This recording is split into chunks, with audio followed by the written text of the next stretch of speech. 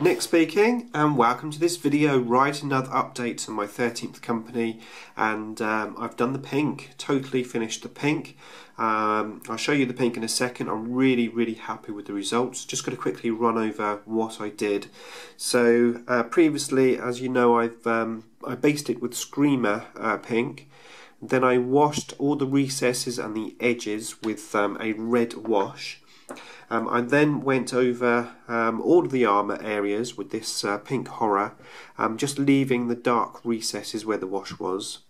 I then blended in the Emperor's Children, and I did a wet blend basically, so wet blended from this colour to this colour on all of the sort of high raised edges, and I think it's come out really well. I was very happy with it. Let me run over these for you so you can see them a bit closer. Right, there you go.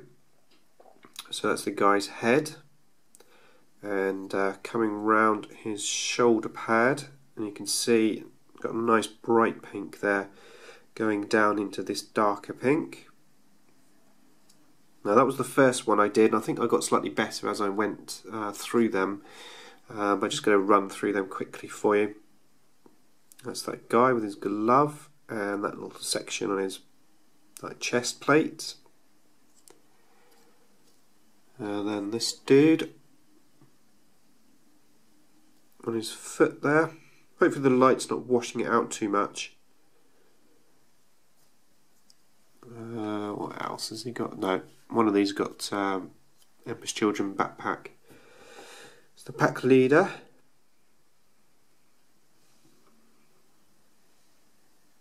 Still got to edge highlight that black, of course, and that will hopefully bring it out a little bit more.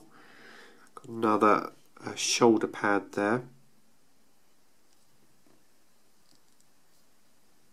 That's that one. And this dude, I really like this chest plate. It's come out really nice.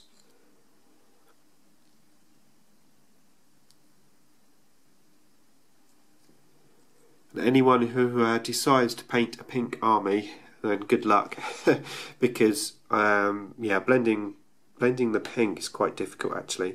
It took me 5 hours to blend all this armour, and I suppose in total, if you added all those bits of armour together, it's probably about 2 men.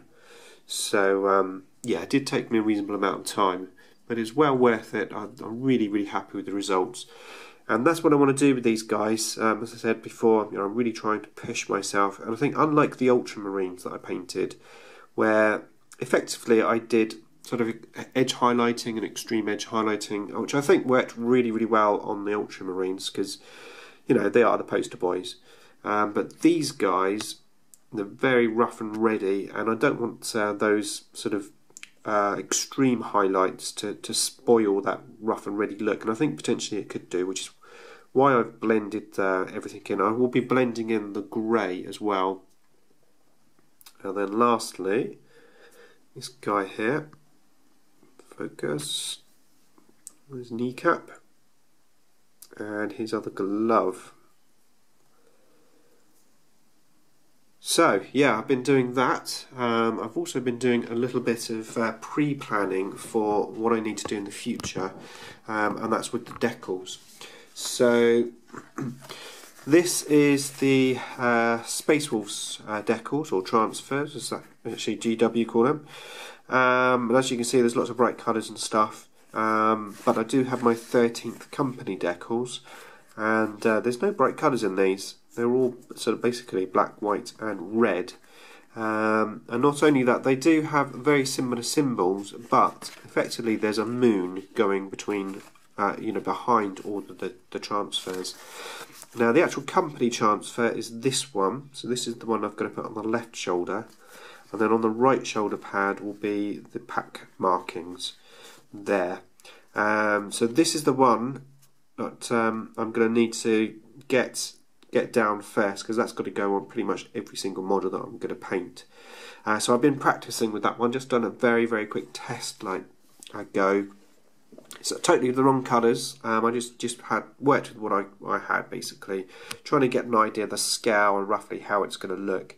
And bearing in mind, like I said, I've got to paint that on every guy. So It is pretty rough and ready. I am obviously going to make it much neater than that, but I'm just basically I just wanted to make sure that I could at least do it like half decent. So I'll do one or more little test practices before I actually like go in on the models. The hardest thing is actually trying to get that moon shape like in the right place, because it sort of just comes up behind the ear and above the ear on this side, and it actually goes through the mouth as well. So it's a bit tricky, but it's looking pretty cool. And I think I need to do. I can actually go. It needs to be a little bit smaller probably than that, but it's definitely there. I think I'm happy that I'm going to be able to do it, and that's the main thing. So yeah, like I said, just planning for the future. So what am I going to do next? Well, next I think I'm going to go in and I'm going to highlight all of the leather sections, all the straps and stuff, and just work from there.